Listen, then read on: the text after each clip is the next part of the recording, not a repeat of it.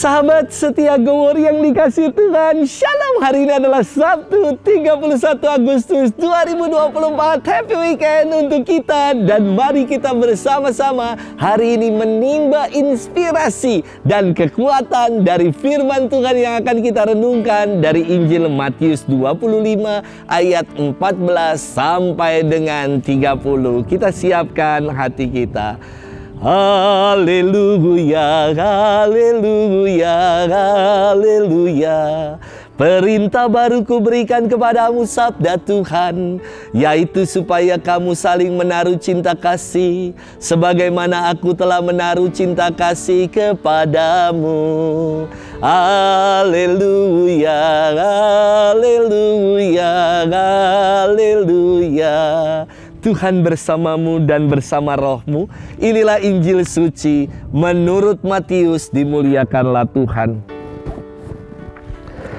Pada suatu hari Yesus mengemukakan perumpamaan berikut kepada murid-muridnya. Hal kerajaan surga itu seperti seorang yang mau berpergian ke luar negeri, yang memanggil hamba-hambanya dan mempercayakan hartanya kepada mereka. Yang seorang diberinya 5 talenta, yang seorang lagi 2, dan seorang yang lain lagi 1, masing-masing menurut kesanggupannya. Lalu ia berangkat. Segera pergilah hamba-hamba yang menerima 5 talenta itu. Ia menjalankan uang itu dan memperoleh laba 5 talenta. Hamba yang menerima 2 talenta pun berbuat demikian dan mendapat laba 2 talenta. Tetapi hamba yang menerima 1 talenta itu pergi dan menggali lubang di tanah, lalu menyembunyikan uang tuannya. Lama kemudian pulanglah tuan hamba-hamba itu, lalu mengadakan perhitungan dengan mereka. Hamba yang menerima 5 talenta datang dan membawa laba 5 talenta. Ia berkata, "Tuan, 5 talenta Tuan percayakan kepada aku. Lihat, aku telah memperoleh laba 5 talenta." Maka kata tuannya kepadanya, "Baik sekali perbuatanmu itu, hamba yang baik dan setia. Engkau telah setia dalam perkara kecil. Aku akan memberikan kepadamu tanggung jawab dalam perkara yang besar. Masuklah dan turutlah dalam kebahagiaan tuanmu." Lalu datanglah hamba yang menerima 2 talenta, katanya, "Tuan, 2 talenta Tuan percayakan padaku. Lihatlah, aku telah mendapat laba 2 talenta. Maka kata tuan itu kepadanya, "Baik sekali perbuatanmu, hamba yang baik dan setia. Karena engkau telah setia memikul tanggung jawab dalam perkara kecil, maka aku akan memberikan kepadamu tanggung jawab dalam perkara yang besar. Masuklah dan turutlah dalam kebahagiaan tuanmu." Kini datang juga hamba yang menerima 1 talenta dan berkata, "Tuan, aku tahu bahwa Tuan adalah manusia yang kejam, yang menuai di tempat Tuan tidak menabur dan memungut di tempat Tuan tidak menanam. Karena itu aku takut dan pergi menyembunyikan talenta Tuan di dalam tanah. Ini terimalah milik Tuan." Maka tuannya menjawab, "Hai engkau hamba yang jahat dan malas. Engkau tahu bahwa aku menuai di tempat aku tidak menabur dan memungut di tempat aku tidak menanam. Seharusnya uangku itu kau berikan kepada orang yang menjalankan uang, supaya sekembaliku aku menerima uang itu serta dengan bunganya. Sebab itu, ambillah talenta itu daripadanya dan berikanlah kepada orang yang mempunyai 10 talenta itu. Karena setiap orang yang mempunyai akan diberi sampai ia berkelimpahan. Tetapi siapa yang tidak punya, apapun yang ada padanya akan diambil. Dan buanglah hamba yang tidak berguna itu ke dalam kegelapan yang paling gelap. Di sana akan ada ratapan dan kertak gigi." Demikianlah sabda Tuhan. Terpujilah Kristus. Sahabat setia Gowor yang dikasihi Tuhan, Shalom. Dalam misa-misa nganten, biasanya saya juga merangkap loh, bukan hanya sebagai saksi resmi gereja yang juga memimpin perayaan Ekaristi, misa menerimakan sakramen perkawinan, tetapi saya juga merangkap udah kayak wedding organizer yang ngatur jalannya foto-foto supaya lancar. Maka umat suka bilang gini, "Waduh, Romo multi talent banget sih. bisa juga misa, saksi resmi gereja, bisa juga untuk jadi WO. Maka kalau ada acara-acara di gereja, saya bilang daripada dikeluarkan biaya untuk MC, saya bilang udahlah, saya juga udah cukup rame untuk jadi MC, nggak usah sewa-sewa sekalian.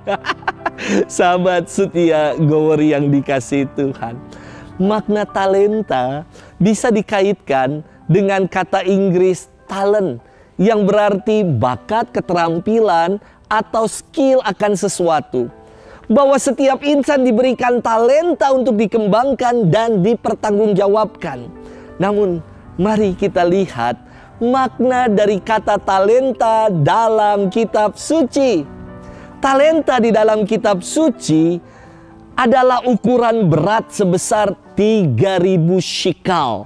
Dalam perjanjian baru, talenta merupakan jumlah uang yang sangat-sangat besar. Satu talenta bernilai 10.000 dinar. Coba kita hitung ya. Kalau dikatakan upah pekerja sehari 1 dinar, dibutuhkan berapa hari untuk memperoleh 10.000 dinar? Yakni 10.000 hari gampangnya.